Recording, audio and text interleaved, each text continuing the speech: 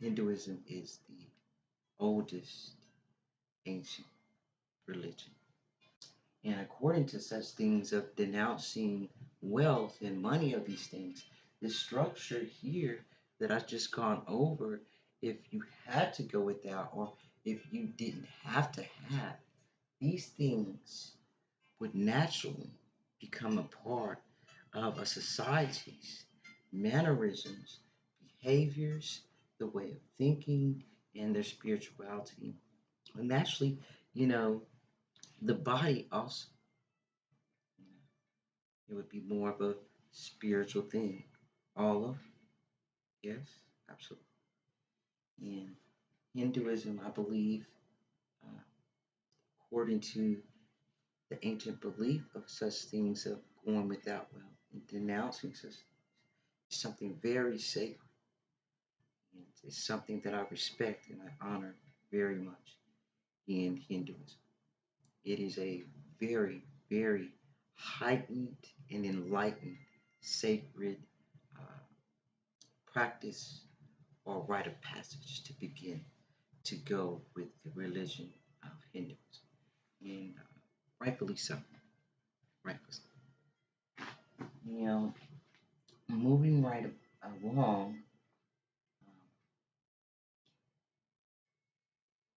the things that would make these things come about would be self sufficiency. You know, if you become self sufficient, then you don't have the need for money and the necessary validation of others that you have this.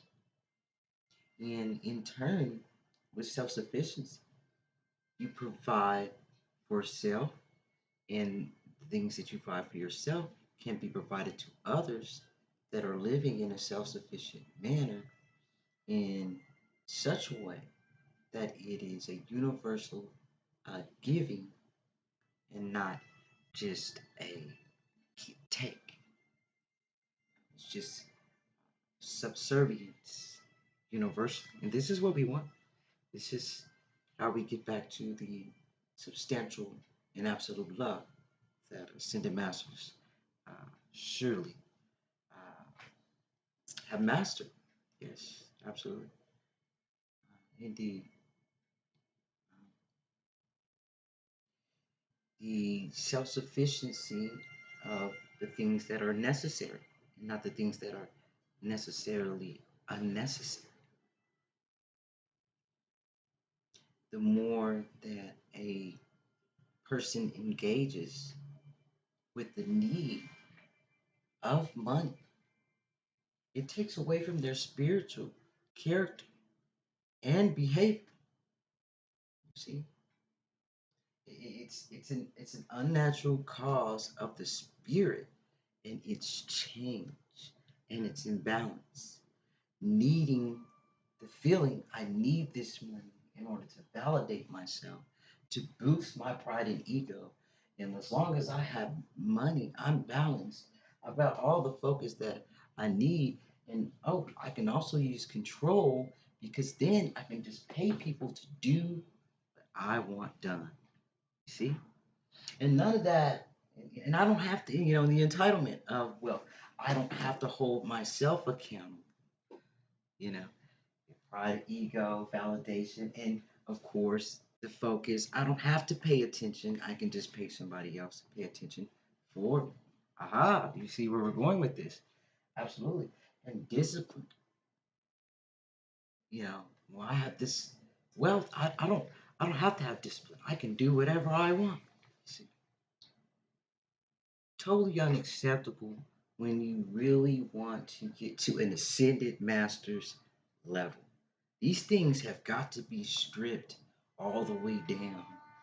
This is why O Sacred Water Spiritual Academy of Peace, uh, it's such a treasure, such a hidden treasure that I'm opening up to be seen and to grow upon those that are spiritually worthy and receive up top. Yes, rightfully so. These things have to come all the way down, you know, And we've got to get back to a place, like I've said on other philosophies and mentioned before, because it's one of those things that if you can't go without the money, right? What are you going to do if you can't go without it? See where that leads? Like, okay, well, I have to have this, or else what? See the the contention of the spirit. Naturally, these are the ones that are going to suffer the most as we move forward throughout this full-on spiritual war that's going on all around us, and for some within it, you suffer the most. Going back to the study before we did of discipline, denying thyself, we see the construct of the paradigm in which it's created. So naturally, it would be great for you to start to practice these things, denying thyself, growing with them. You see what I'm saying? Having less.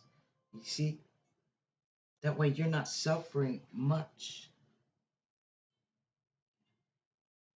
No real light can come from within someone that is needing an illusion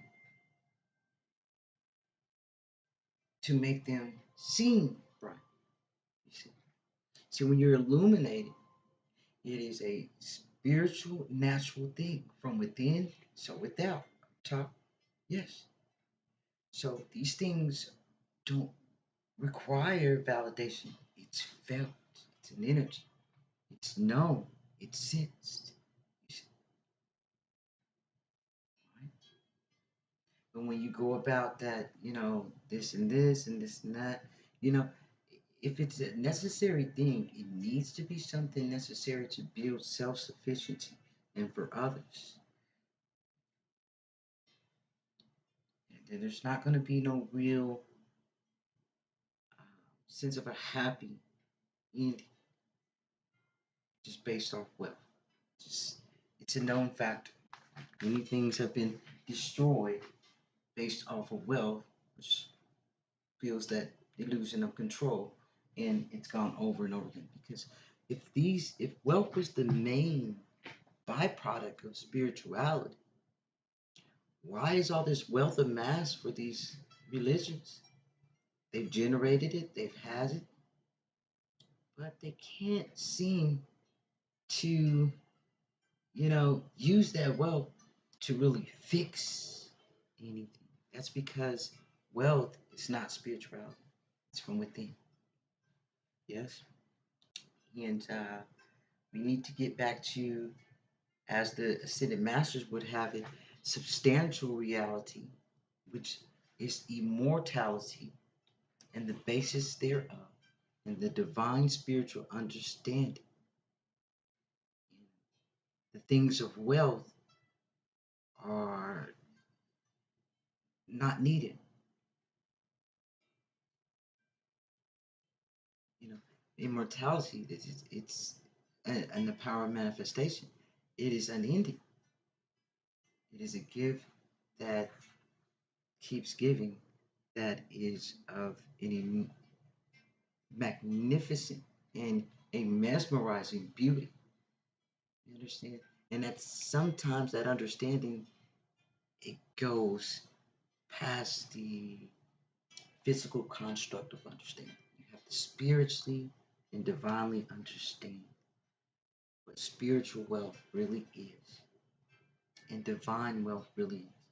And that comes from finding yourself in the purpose within yourself, from denying yourself to be disciplined,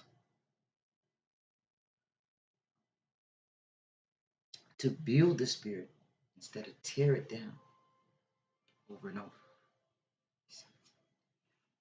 And I've gone past the 10 minutes. Uh, However, yes, grace and gratitude would have it.